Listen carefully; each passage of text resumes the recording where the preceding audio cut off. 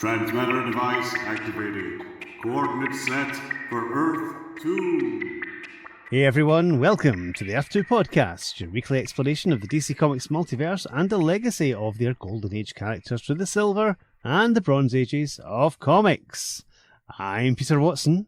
I'm Christine Panton. I'm Paul Ken. And I'm David Steele. Welcome back. Thank you for joining us. This week we make a swift return to the pages of Secret Society of Super-Villians as we're bringing you issue 7, and Peter will now swiftly tell us about the cover. In the top left corner, we have a red DC Bullet. Update your spreadsheets. 30 cents, number 7, June. Production codes 32476, approved by the Comics Code Authority.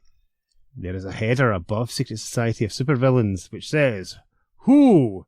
Yes, who is the new leader of the Secret Society of Super-Villians? That makes me think that this is an astonishing surprise return by popular character Mr. Who.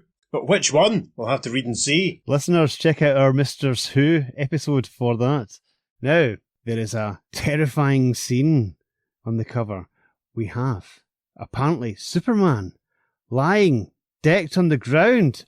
He looks either dead or unconscious. And praying over him are 3 villainous wizards. From left to right, we have Felix Faust, Matter Master, and of course, the wizard from Earth 2. Flying in the background, but are they too late? We have Hawkgirl and Captain Comet. And Hawkgirl is saying, They've killed Superman! Now we have to halt the murderous rampage of the 3 sinister sorcerers.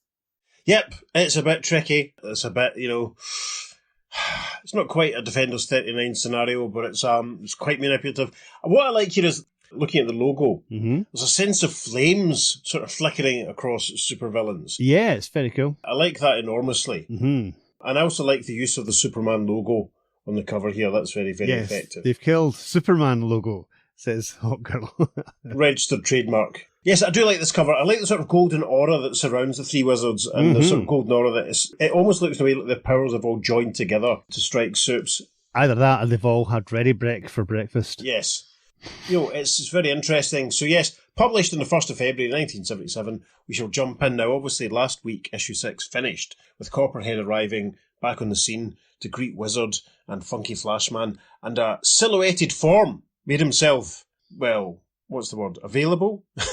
And we jump in to this story, and the silhouetted form is immediately revealed as a tall, muscular figure in a purple shirt with green leggings and a weird sort of black harness across his shoulders and chest, which has little green capsules attached to it. That can't be very comfortable when he's sitting down. And this fellow is saying, Your secret society isn't a secret anymore, as the wizard exclaims, Lex Luthor! And Lex, for it is he, concludes, And I'm taking over.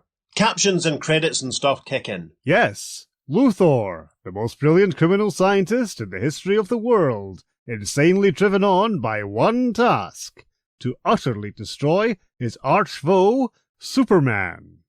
But countless attempts at achieving the foul goal of this evil mastermind have failed, so now he turns to others for assistance, as he forms Luthor's League of Super-Villians. And then we get the credits. A Tale of Vile Villainy by Bob Rozakis, writer, Rich Buckler, pencils, and Bob Layton, inks. Rich Buckler and Bob Layton. Wow, fantastic. So while Lex is proclaiming and Wizard is recognising and Funky is looking like Stan Lee, Copperhead stands casually looking on. Over the page, Funky Flashman gets to his feet and says, A most impressive entrance, my good man. Allow me to welcome you to our humble abode. I'm sure you'll find everything here in your sinister citadel to your liking. Spare me your sales pitch, Flashman. I'm already sold, says Lex as he takes a seat. But of course, Mr. Luthor, a man of your eminent intelligence cannot help but see the wonderful worth of our erudite organization. Cigar? And Lex takes the offered cancer stick and snaps it in two, saying, I don't smoke. Oh, well, yes, an admirable quality. The wizard then approaches Lex, saying, Just what can we of the Secret Society do for you, Luthor? As its leader, I thought I'd made myself clear, Wizard. I I'm taking charge. In the background, we see Funky lighting another cigar, the match, as the wizard says, Funky, are you going to let him do this? You promised that I would be the society's main man. You promised. But, wizard old chum, if you expect me to keep all my promises, how could I make so many of them? Oh, dearie me, Funky Flashman. Yes, puffing away in his cigar there, as Lex rather smugly watches him, and then Lex looking very casual at the top of the next page as the wizard lunges towards him, saying, You may be a hot number in Metropolis, Luthor, but I'll wager your super science can't hold a candle to my mystery magic. I'm assuming that is supposed to be a challenge, and I respond with a flick of my wrist. And Lex raises his right hand, flicks his wrist in the direction of the wizard, and a little burst of gold energy comes out with a Kazap! which strikes the wizard, sending him flying as he exclaims, Urgh! But he quickly recovers, and he in turn gestures himself, sending little rippling black bolts towards Lex as he says, Since you seem to enjoy sitting, Luthor, I'll make it very cosy for you. And then Lex gets to his feet because the chair has started to distort and wrap itself around him, and Lex, caught up in all of this, can only cry, The chair! Magically gripping me! I did not! As he rips himself free of the chair, he continues and says, Free Copperhead from jail just to come here and wrestle with a piece of furniture. And we can see that Wizard is still gesturing towards the chair. Copperhead isn't doing much, listeners. He just kind of stood there. And Lex moves forward towards the Wizard and Funky, continuing, he says, And I mean to put an end to this nonsense, and you with it. And he swings with both fists, and he breaks something, but I can't really see what it is. I think it might be what's left of the chair. The Wizard and Funky recoil, as Funky says, Gentlemen, this dastardly display of fantastic fisticuffs, it must cease and desist. We are all dishonourable men, after all. Sure, Funky, sure. Tell Luthor to sit down. But Lex isn't having it. In the next panel, we see him using both fists and striking the Wizard on the top of the head, knocking him down as Funky and Copperhead look on, with Funky saying, This is most distressing, my dear reptilian rogue. They'll make a shambles of our citadel. Ah, come on, Funky. What's a little hatred between friends? Yes, Wizard is not doing very well here at all, because Lex comes at him with a left-hand uppercut, sending him flying backwards into the swimming pool. Oh my goodness. Funky applauds this, saying, Nicely executed manoeuvre, Mr. Luthor. Now, shall we get down to business? And as Copperhead helps Wizard out of the pool, he mutters, Why didn't you use a magic trick to keep you out of the pool, Wiz? I tried, Copperhead, but nothing happened. And then Lex gets a close-up. From what I've heard, Flashman, you're able to recruit almost anybody into your ranks. So I want you to get me 2 men. Felix Faust and the Matter Master. They will assist me in my final attack on Superman, since his powers are useless against magic. Ah, yes, malevolent magicians, after a fashion. We can obtain their services. But may I query as to the necessity when we have a sorcerer in residence? And then we see as Wizard tells himself dry, Lex just gives him a filthy look and says, You're referring to that as a sorcerer? I've seen Faust and Matter Master in action, and an asterisk takes us to a caption which reads, In DC Superstars, issue 10, or indeed our 300th episode of this podcast. Of course, Lex continues, and they're the men I want, but if your associate is willing to apologise, he can go along with them. And summoning up some dignity and trying to be as calm as possible, the Wizard replies, All right, Luthor, I'd like to bury the hatchets. The Wizard's thoughts continue, unspoken as he thinks. Right smack in the middle of your chrome dome. And taking his leave, Luthor says, over his shoulder, Enough talk, gentlemen. I want action. Get me my team and dispatch them to Sapporo, Japan. And we see Japan, presumably, and some scaffolding surrounding a huge statue of Superman. Some men in hard hats working in front of it. And yes, Lex continues as he says, Part of the Superman movie is being shot there, and I intend to write my own ending to the film by setting up my archfoe and defeating him right in front of the cameras. And of course, this is all very timely because the Christopher Reeve movie was in production at this point, and I'm sure we will come back to it and mention it many times over the next year or so on the podcast. So, Lex concludes matters by saying, Now, get me a TV hookup to watch them, and we'll be all set. The word set is very appropriate because we see the set of the Superman movie. A couple of camera guys in the background, what looks like LX2 working away quietly there. What looks like Superman in this panel removing his Clark Kent gear because we pan out to see that this guy has also removed a mask, and it's not the actual Superman, it's obviously the actor that's playing him. Because we see a bald man, member of the crew, saying to this chap, "When is Superman supposed to arrive, Mr. Reed?" "Not until tomorrow. He'll be flying in for the super stunts after we film the rest of the scenes." And a caption here helpfully says, Regular readers of Action Comics will recognize actor Gregory Reed, who portrays the Man of Steel in films and on TV. Now, I'm not sure if I've read any of those stories. Oh, yeah. I must have done it at some point, probably a long time ago. Yeah, they're quite fun. Anyway, we move behind the camera as one of the crew says, "We're ready to roll, Mr. Reed." which means it's time for my head mask. And indeed, Gregory Reed pulls the Superman mask back on, and we see that this whole thing is being watched by three very shifty fellows indeed. It is the long-awaited return of Felix Faust. It is the long-awaited return, since episode 300 at least, of the Matter Master, and the Wizard is with them too. Felix looks delighted as he says, "There's Superman, now to magically lure him into action, though I haven't the faintest idea why." And then Matter Master says, "Faust, when Luthor tells you to do something, you don't ask. Allow me to begin with a wave of my wand." and the Wizard looks delighted at all this as Matter Master gestures with his wand, but we have a very sudden change of location. We'll have to wait to see what Matter Master is conjuring up as we switch to a location 22,300 miles above the Earth. The Justice League of America satellites. Yes, and we see Hawkman and Captain Comet watching as Batman beams up onto the ship, presumably for his turn of monitor duty. And as he flickers into existence, he says, "Evening, gents." to which Hawkman says, "Right on schedule to relieve me, Batman." and then Captain Comet picks up saying, Which means we can head to Hawkman's rocket for a taste of Thanagarian goulash. a taste of Thanagarian goulash, I'm pretty sure supported the Montrose Avenue at the Leeds cockpit in 1997. An asterisk there at Thanagarian unnecessarily takes it to a caption, which reminds us. Thanagar is the Winged Wonder's home planet. And then we have a quick slow dissolve. A very tiny inset shot of a weird-looking spaceship hurtling through the ether as a caption reads. And shortly after, a trek through space to a rocket orbiting above Midway City. Now, are they inside the space rocket or are they down in Midway City? I'm a little confused at this point. This spaceship must be much bigger than the inset panel gives the suggestion, because we see, sat on a huge couch, which is obviously at the side of a very big room, Captain Comet is relaxing, and in front of him are the forms of Carter Hall, he's got his mask on, so she'll probably call him Hawkman, and Shira Hall, aka Hawkgirl, she doesn't have her mask on, and they're having a right little domestic, as Shira says. Katar, I told you I would cook the dinner.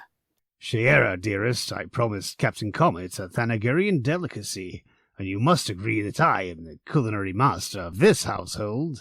And then we see they've got a kitchen, so maybe, are they in their apartment in Midway City? It's very confusing. Shira's an absolute 10 on this page, sorry folks. Sorry to be all irredeemable shag about it, but she looks magnificent. As she looks as if she's about to open a kitchen cupboard to start something, Hawkman holds up his hands to stop her and says, "Now, please leave me alone while I prepare it. Join the captain in watching the evening news broadcasts." And we see Captain Comet and Shira watching the telly, and we can see on the TV screen a lot of people running about in panic, and a TV voice is saying, "Superman movie seems heading for disaster along with the annual snow festival in Sapporo, Japan, as a giant avalanche rumbles down from the mountains towards the city." Now, Captain Comet looks like he's a bit bored of Shira having a moan here, because we can see her looking still quite perturbed as she says, Men. but Captain Comet, obviously, thinking not all guys, he stands up to challenge her and says, "I beg your but then he's distracted by something he sees on the television, and he says, The wizard!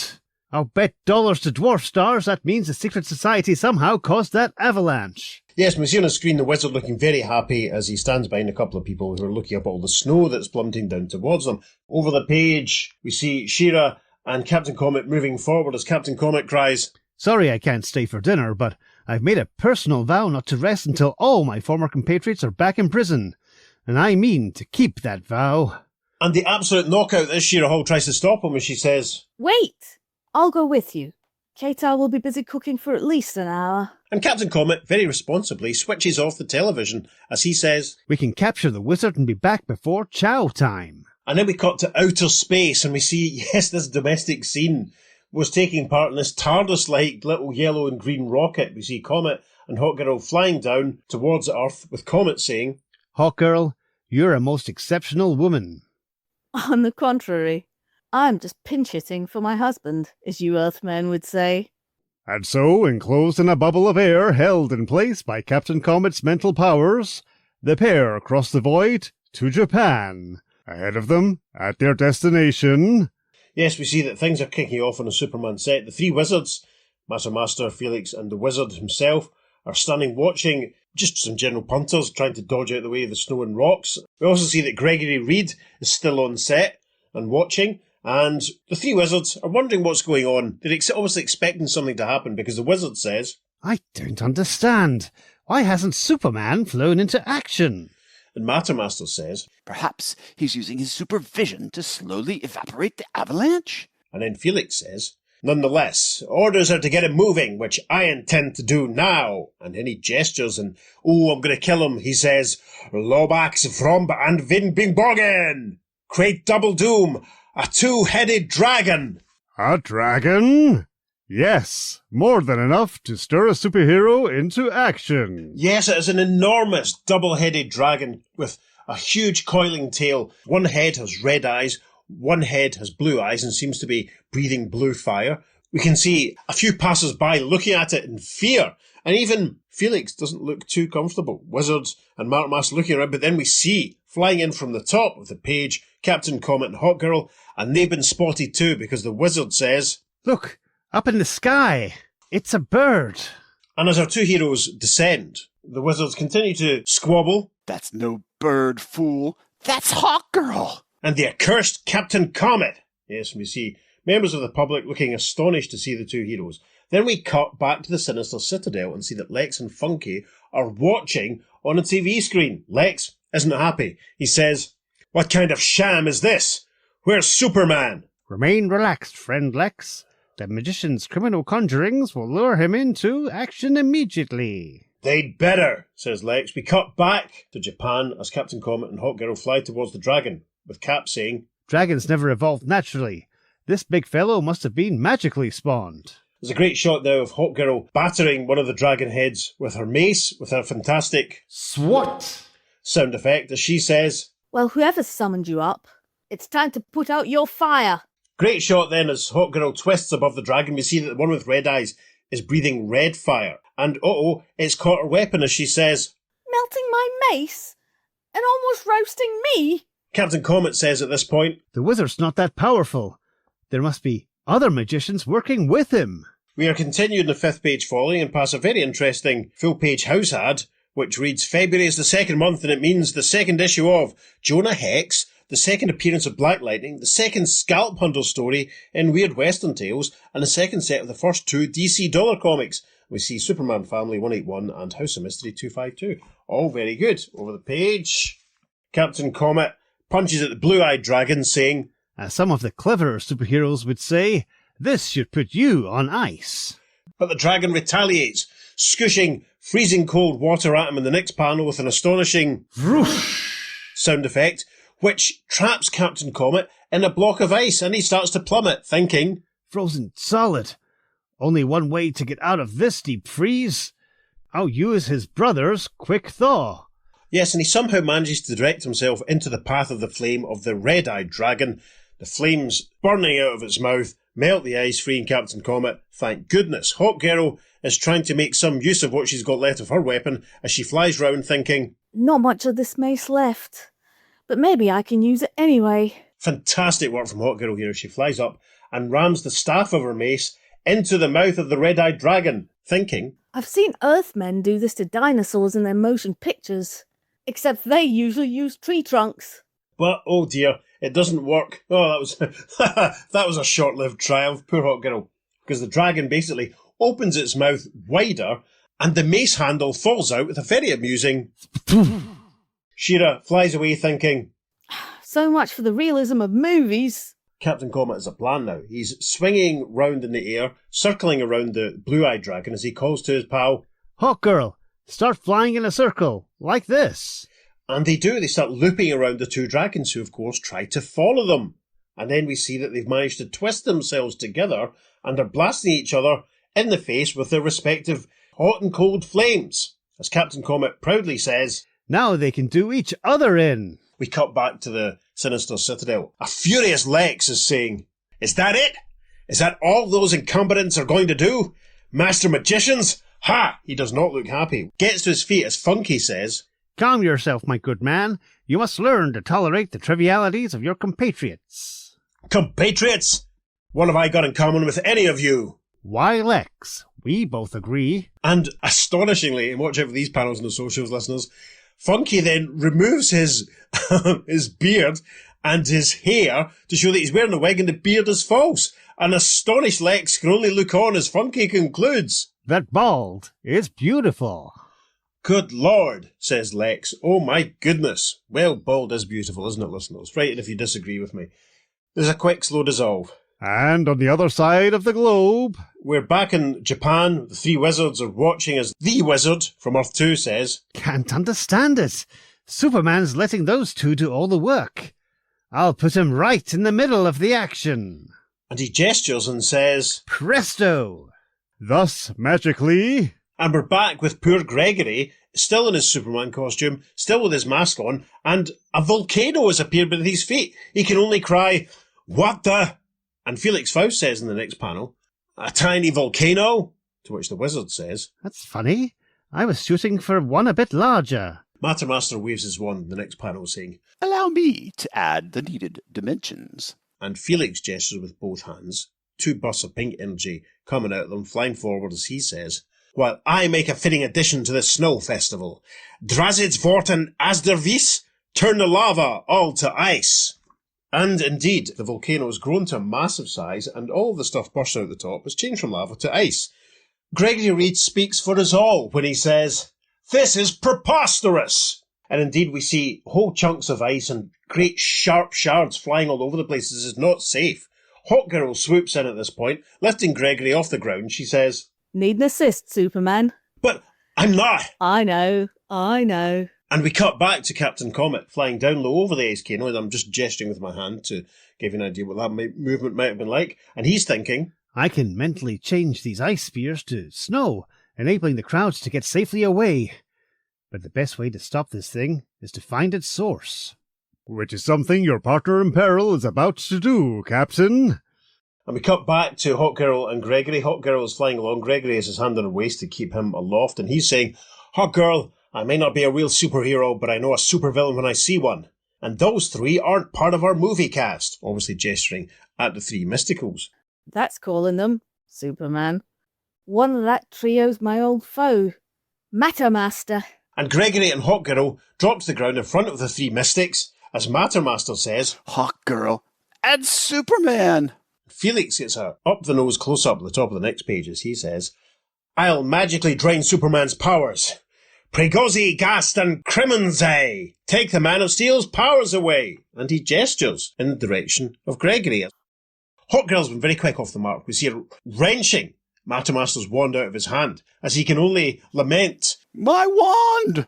as she says, Want to sit this one out, Superman? "Not me, Hawkgirl. I'm just as powerful as I ever was." And as Hawkgirl snaps poor Matter Master's wand in the background, Gregory grabs hold of his beard and with a vicious slap and a Kapow! strikes him across the face with his left hand. Ugh. Hawkgirl then rushes forward and rips Matter Master's wizard hat off his head, as Felix is saying, "Lobax Gromand," but then he stops because Hawkgirl has shoved Matter Master's wizard hat into his mouth, saying, No more spells for you, Faust. Because as you Earth people say, I'm going to take this hat and stuff it. "Blur!" is all he can exclaim. With two of the magicians out of the way, Gregory and Hawkgirl turn to see the wizard walking towards them. He says, Ha ha!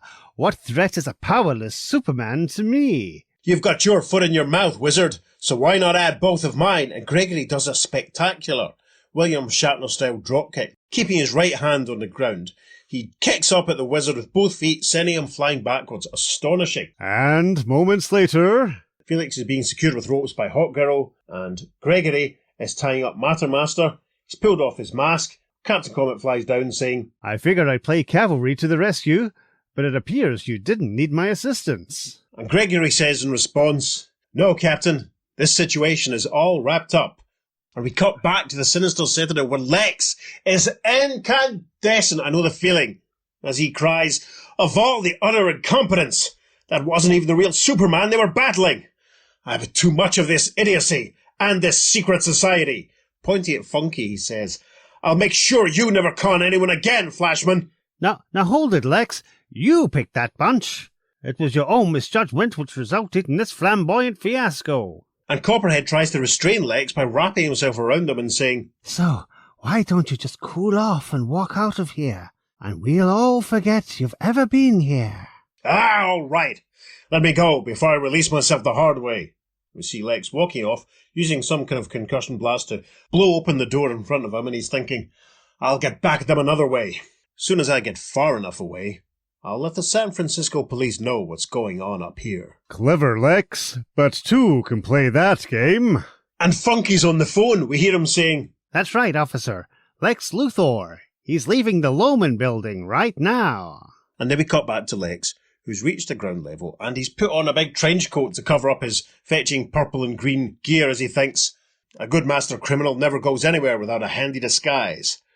So I'll just walk out like any other businessman, and then he pulls up, because he is facing the pointed guns of 3 police officers, and his thoughts conclude, that double-crossing so-and-so, I'll kill him. The first cop says, Hold it, Luthor. The second one says, Don't even twitch, or we'll perforate you like Swiss cheese.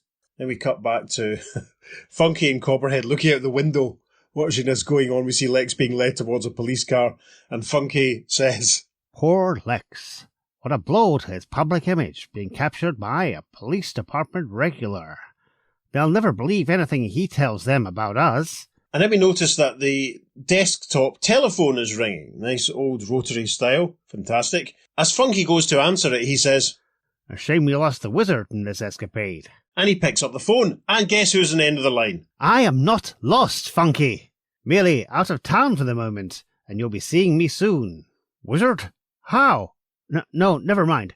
I've got a frankly fantabulous brainstorm to spring on you, so use utmost speed to return to home base. We'll find out about Funky's sensational scheme next issue, but right now, it's dinner time in Hawkman's orbiting rocket. Dinner time in Hawkman's orbiting rocket. I would watch that series. Yes. A different superhero guest star every week. Celebrity Come Dine With Me starring the Justice League of America.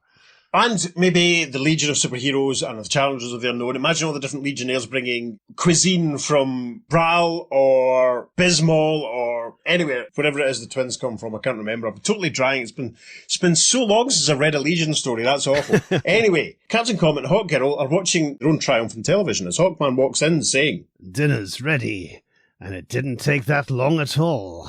And the voice from television is saying, and thanks to the teamwork of Hawkgirl and Captain Comet, the trio of supervillains were quickly rounded up. And Hawkman sees that they've been on television while he's been cooking, and he cries, Huh? And as Captain Comet and Hawkgirl laugh at Hawkman's surprise, the voice on the TV screen concludes, From Sapporo, Japan, this is Hiro Yoshida, GBS News. Next issue, Funky Flashman's most sensational scheme of all, the return of Adam Blake. A bountiful boodle of baddies and more in Let the Villain Fit the Crime in Secret Society Super-Villains issue 8, on sale the first week in April.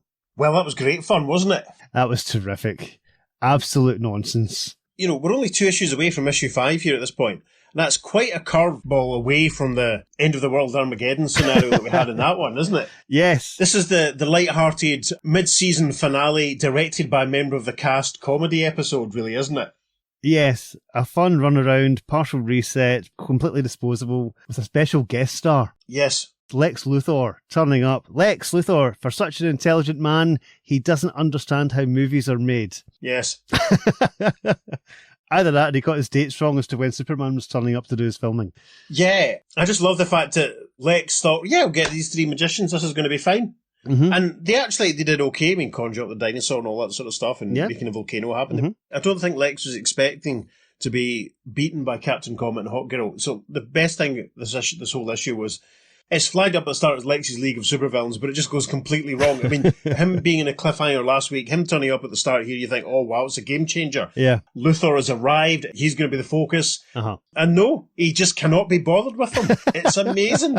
It's brilliant scripting, brilliant work from Bob Rozakis, totally undercutting everyone's expectations. Genius. Yes, it's wonderful. It's proper Bronze Age character stuff. It's real fun. Yes. There's so much crammed into this. This would be over several issues these days. I know we say this a lot, but it's very true. I love the two-headed dragon, one with fire, one with ice. Yes. That was cool. Also, it's good fun to see Hawkman and Hawkgirl back. I mean, Hawkman and Captain Comet are quite the buddies, aren't they? It's like, oh, come over to my place, I'll cook you up some dinner. Yeah, they've shared obviously quite a few scenes, and I like this sort of thing. Yeah. You know, obviously last week we had Green Arrow and Black Canary turning up and Hawkgirl and Hawkman guessing this week. And thank you to Christine for voicing Hawkgirl for us again. Of course. And thank you to Paul Ken for reprising his role as Matter Master. Much appreciated. I like the fact that it's occasional guest superhero of the week. Yeah. As I keep saying it in these episodes just now. It roots it in this whole Marvelisation of things that are going on. Uh-huh. You know, you would quite often get Daredevil popping up in an issue of Captain America or vice versa, or Iron Man turning up in an issue of Iron Man. You know, superheroes, and especially at Marvel at this point, would be guest starring all over the place. Yeah. So this feels authentic to the era in a way that DC didn't really always do very, very much before this point. Yeah, that's very true. I mean, it is definitely building a proper continuity between all the stories and between all the characters, as opposed to every editor having their own sort of fiefdom that they kind of looked after. Yeah. And did their own thing. Yeah. But this is Joyce. It just celebrates DC in general. That's the beauty of Secret Society Supervillains, is it could be any villain. It could be any hero's villain, so anyone can turn up in it. Yeah, exactly. And they do. So no, you're absolutely right. And there's more of that to come, obviously. It's great fun. I was very amused at the Superman the movie references, because obviously this is something that's going to be on the mind of a lot of fans and readers at this point. We're not too far away from the Superman movie contest flashes appearing at the top, and all the adverts, the house ads that we're going to get before too long plugging the film. We're maybe a year or so out from them, I'm sure. But I just liked that. It was a nice little meta reference to what was happening in the real world. Yeah, definitely. One point I have to bring up, because I find it hilarious, is both this issue and last issue, Captain Comet reaffirms his vow to track down every member of the Secret Society of Supervillains, and yet not once has he thought to look at their old headquarters to see if there's anyone still hanging about there, because they are. Oh, yeah. Oh, God, yeah, of course. That's so obvious, isn't it? Come on, Cap. Goodness me. For a man mentally, what is it, 1,000,000 years in the future, he's a bit backwards, really, sometimes. Yes. You know, you're absolutely right. It should be the first place that he should have looked. He's probably just assumed that they've all scattered completely. He's a bit of a dafty sometimes. Yeah. What about Funky's revelation that he was wearing a syrup and a fake beard? That was wonderful. And Lexi's response was just like, what madhouse have I entered into here? Yes. It's insane. It's brilliant. Yeah. Totally undercuts the expectation, of Lex keeping in charge. But also, I wonder if it was a subtle dig at Stan. Of course. That's it. Not so subtle, because it was kind of obvious as the years went by that he had a very intricate hair system or weave going on. Yes. That was all quite amusing. Certainly he was follically assisted in some way. I think so. But yeah, that was great fun. And I think it was established in Mr. Miracle beforehand, I'm pretty sure. Right. In his debut. But yeah, I've got a question as well. I don't know if Copperhead actually knew Funky Flashman from before, because I think this is the first time they'd met, but they seem to be talking as if they knew each other in the background here. Right, okay. Because Funky turned up after Copperhead was captured, I believe. Yeah. Unless there's an untold story. When we write our DC comic, we'll write the secret history of Funky Flashman and Copperhead and their elusive past. Maybe they've had a couple of quick catch-up conversations off camera. Yeah. It's maybe something like that, but it's a fair point. It's maybe just a sort of tiny editorial detail that probably got forgotten. But no, that's fair. I have to say it, listeners. I have to say it. It's a bit of a Defenders 39 cover, isn't it? Really. I said at the top it wasn't, but it kind of is. It's not Superman, it's actually in the story. There isn't a point when the three wizards actually think they've killed Gregory. Nope. So, yeah, it's suggestive of events that take place without being entirely accurate. Yes. Once again, I love it. Has to be done. Hashtag Defenders 39. Justice for Defenders 39, etc. Going back to your point you made when you were describing Lex at the start with the capsules that are on his cross belts that he's got over his chest and down his back. Yeah. The way he's lounging in that chair Uh-huh. at the beginning where he's like, snapping Funky's cigar in half and stuff like that. Yes. You're right. It must be incredibly uncomfortable lying back on that. Yeah. They'd be digging in like nothing else. Yeah. It'd be like some kind of weird acupuncture or something. I'm not really versed with the ins and outs of Lex's gear. But I must say, it is nice to see Lex Luthor because he hasn't turned up on the podcast that often. No, true. And it's nice to try and do my Michael Rosenbaum voice. Listeners, if you're not listening to Talkville, the Smallville Rewatch podcast, I've mentioned it many times in the show before. I would encourage you to do so. They're just over halfway through the 8th series. It's all changed from the early seasons. Michael is really actively invested and enjoying himself now, and you kind of wish that he'd been like this all along. I mean, there's points, honestly, when you listen to them talking about season 3 and season 4, you just think this guy does not want to be here. Sure. He's not interested. Whereas what I'd love them to do when they get to the end is go back to the start, you know? And he watches it all again with his now knowledge of the whole saga. Yes. Because obviously Lex isn't in series 8, but they kind of hint at him and reference him. So Okay. you've got the point now where Michael's watching it because he wants to know what happens next in the story, rather than previously he was watching it going, right, when are my scenes? What am I doing? You know? Yeah. So yes, listeners, a shout out. Go and listen to Talkville if you haven't started already. If you're a fan of Smallville, you will absolutely love it. It's the sort of thing I'd love it if, a few Doctor Who actors did a sort of dedicated, rewatch. I heard rumblings that Karen Gillan and what's his face? Arthur Darvill were doing something, but I haven't heard anyone talk about it or seen if it has actually started. I'd love if David Tennant did maybe a podcast where he watched all of his Doctor Who episodes with a few guests along the way or something. Yeah, something like that'd be great for the Doctor Who audience. But yes, that'd be fun. That's a plug for Talkville and some tangents there because I got to do my Lex Luthor voice, which was fun. I enjoyed this one a lot. Very light-hearted, quite a contrast to last week's. Yeah. Which was similarly sort of high stakes in a way, in as much as it was the money's on the screen with these comics. The locations are great. And they're all quite widescreen. They're very exciting. Sure. Quite a massive budget for extras and stuff. I think out of the 3 ongoings that we're going through at the moment, this one, All-Star and Freedom Fighters, I'm going to stick my neck out, Peter. I think Secret Society is my favourite. Oh, it's undoubtedly mine. This series overall is editorially and creatively a bit of a mess because it's all over the place. It's very erratic. But it's probably the most enjoyable because it is kind of the most ridiculous. It can be the most ridiculous. It's wonderful. Yeah. It's the one I've compared more to the Defenders, with maybe All-Star being the one that's a bit more like Avengers, and I suppose Freedom Fighters is probably the one most like the Champions. Yeah. When you sort of think this is not as good as it should be. Right, okay, sure. Whereas All-Star is almost safely traditional. This one, as you say correctly, it's creatively all over the place, but they've managed to maintain quite a good narrative through line. So you don't really feel, it doesn't really feel that disjointed. Yeah, I'm with you. And even though there's been a couple of tonal shifts, it does feel consistently the same book. Whereas Freedom Fighters is just a mess. Yeah, very much so. Yeah. The next couple of issues are enormous fun, and it gets a bit better after that. But so far, Freedom Fighters has been a massive disappointment.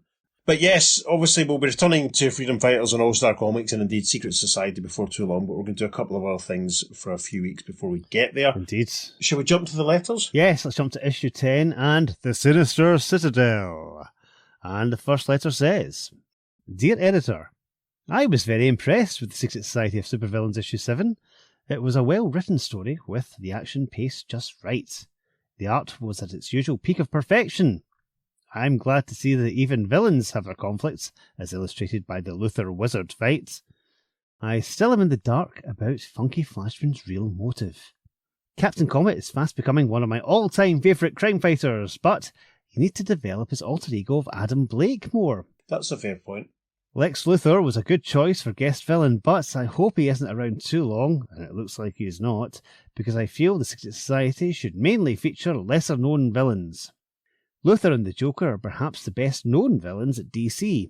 They shouldn't be featured here, but in their own arch-enemies books, Superman and Batman respectively, or in their own books. I still want to see the Joker's book revived. Some villains I would like to see in the pages of Secret Society are Poison Ivy, a good villainess that isn't seen enough. Black Manta, a powerful Aquaman foe. Catwoman, a well-known villainess I can't get enough of, and who kind of didn't turn up for issue 1 even though she was mentioned in the captions. That's right. Shadow Thief, again, he was in issue 1. The few times I've seen him, I was very impressed.